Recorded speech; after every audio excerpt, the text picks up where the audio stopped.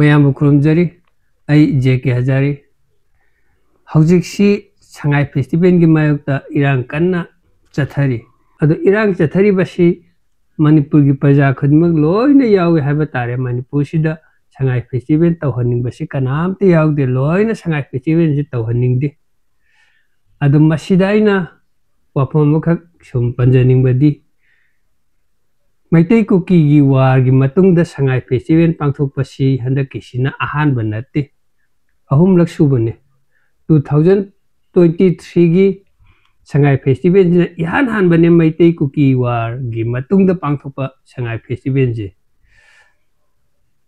अदो हारिबा 2023 गी संगाई फेस्टिवल गी पांगथोकपगी मतांगसिदा कमाय तौगेबो लुखना थिंगे संगाई फेस्टिवल तौबा यारोयना प्रजा मयाम जे चामाना संगाई फेस्टिवल से येंगबजे चन्नदे तौदी तौई स्टॉल गा हांगदना खोतना मतमदो को तौदी तौरगा कनामते येंगब चन्नद्रे निन्नी हुमनी से कनामते येंगब चन्नद्रे अदुई मतंगदा कमाय तौगेबो सरकारना टिकट फ्री द थारनी हान लाउथोरे अदगिदी महै महै टिकट फ्री द लौरगा चंगबसे पामनदना महै महै चन्नरगा टिकट फ्री द लौरगा संगाई फेस्टिवल जे येंगनखेबा मतमदुदा 2023 गी मैतै कुकी वारगी मतुंगदा पांगथोकपा इहान हानबा संगाई फेस्टिवल जिदा अदुम मसिदा आइना पंजनिंगबदी मतमदुदा अखोइना टिकट फ्री द लौरगा संगाई फेस्टिवल येंगबजे पाममद्रबा संगाई फेस्टिवल जे अखोइ सुयेंग येंगजरोय हाइदना अखोइ इसा इसाना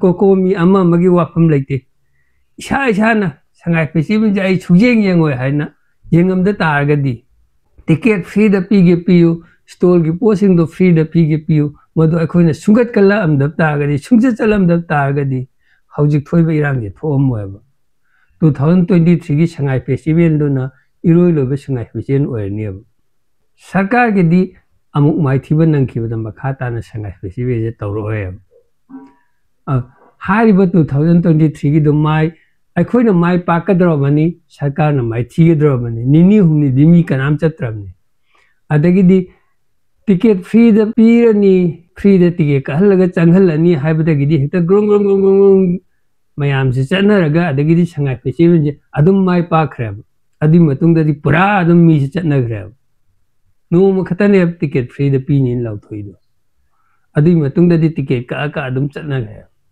अदुना आइना हाइजरसे हौखिबना हौखरे हंदकी मतांग सिमदी आइना हाइजनिंगिना कोकोमी नुंकोमी अमा मगी वा नतेब कोकोमी खतन सुंगम पंते मणिपुर की प्रजा में आमजे कोकोमी खंगना थिंगबंगम बनतेब इसा इसा न यारोइदबने इसा इसा न Sangai festival J तोहलगे हारगदी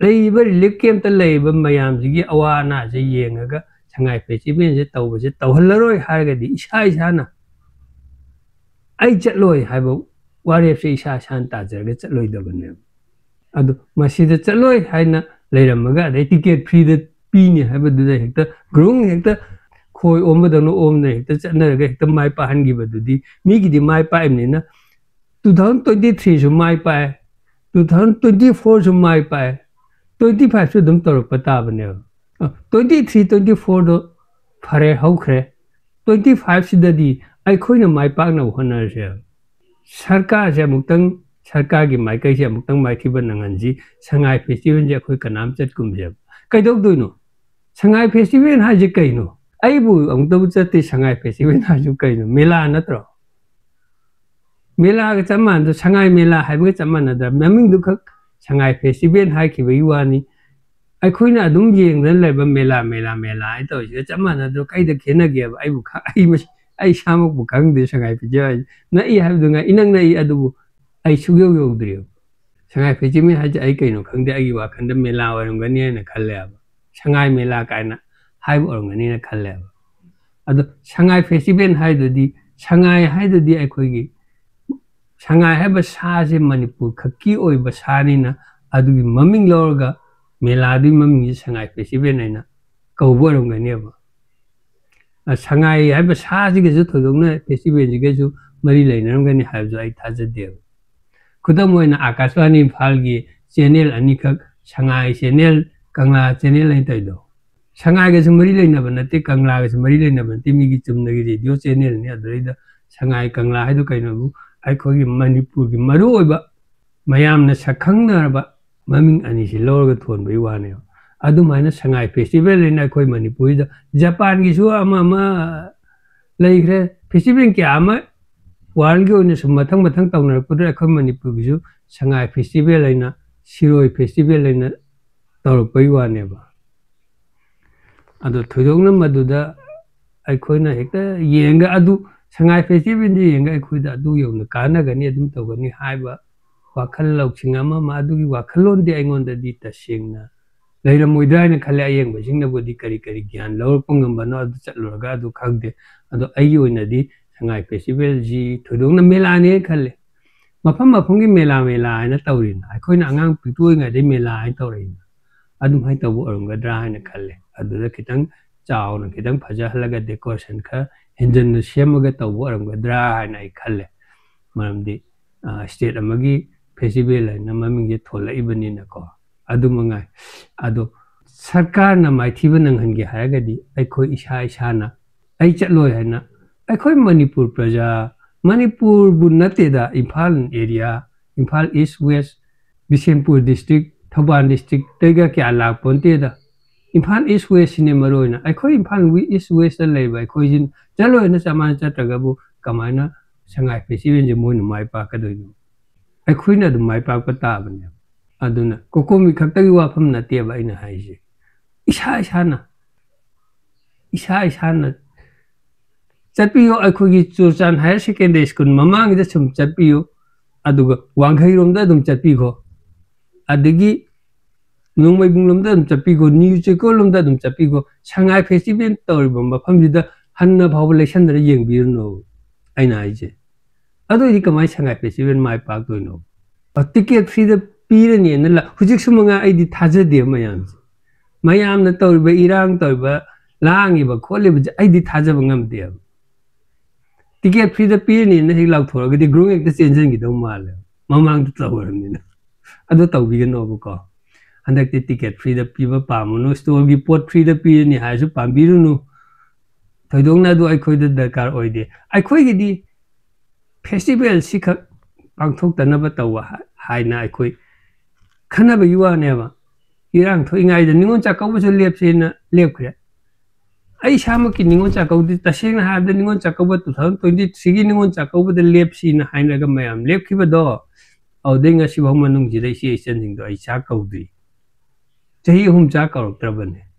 Kowadi Kowi, Adubu. Atopan Amada Sumaita Nanoi.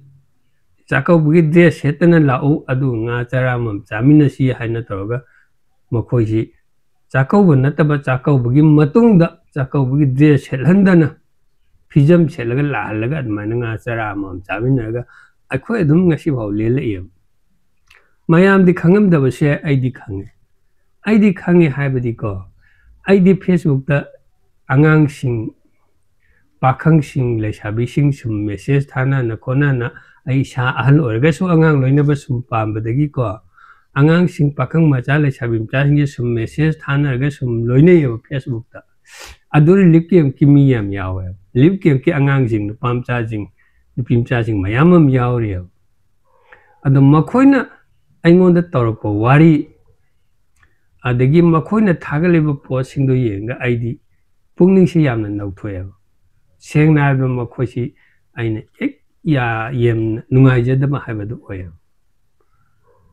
Ada Mayam Sodum Taza Dragadum Yang View Akogi Angang Ama Facebook da Yam na Maming Lava Angang Amakak ay Maming Panjagi. Angang si Aina Mayam the Topi Wapam Nasadi Akoi Likem the Lava Angang Singima Tauji Kangbigi Haraga Dia na Angang Singimam si Aina Panjabi Wanipka.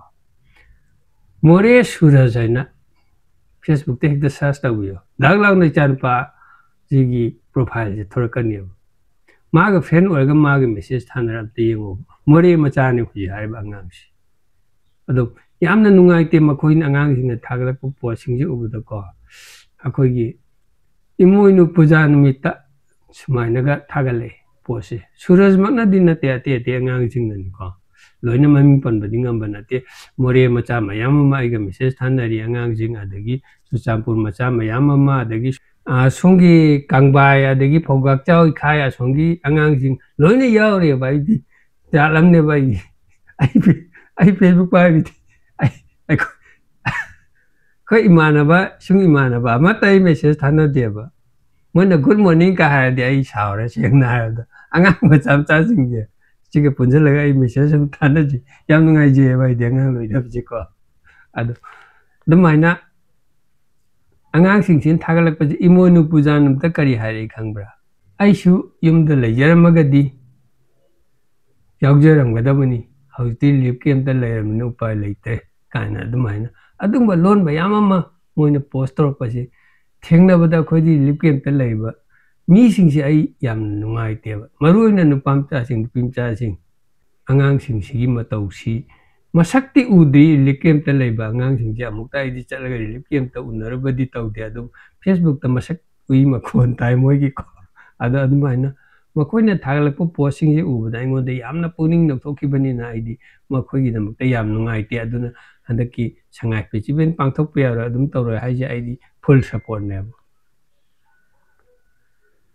full support ne ai seng na haijage kokomi bu ki ba dagi aina haiba natte adagi lebak praja mayam gi irang ji ki ba dagi haiba natte ai di full support ne chatkum je sangai festival je chatkum si 2023 gi sangai festival matek amadi chat khidre adagi ticket free de thani ne laukthor pa dagi mayam chatna gre sangai festival je mapung pha gre 2024 की Sangai festival जो मपुंग अदुम फाग्रे 2025 की Sangai festival दी हौजे हौजे इरांग चथरी इरांग से कोकोमी की मरनाई तहनगुम सी अखोई मयाम पुंझलगा अखोई अमत ओइना Imphal east district Imphal west district Thoubal district Bishnupur district Kakching district मंगा सिगी मियोजिना चा माना अखोई चतकुम जी एना लेपना भगदी Sungsoi choi na khoi na mai pa kaniya sumaina sangai festival je amuktang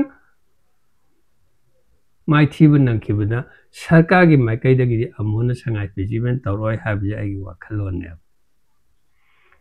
aduna ain hajai si handak ti mai pa han ji aduga sangai festival je handak tang di muthalaga matung da tawrak tabra habadu ai khoi khangdoksi tawrakani habidi ai thajade ado handakti sangai festival ji lepthoksi sangai festival chahi ma sangai festival yang hauda badai khoda kaisu akaibal leiro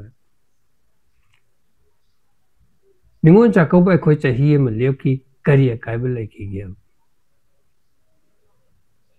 sini ko aina sum sigi wari se sum tawjage adana aina sum na sigi video mateksi thagachabani ado mayam bu aroi boina ai khurumjage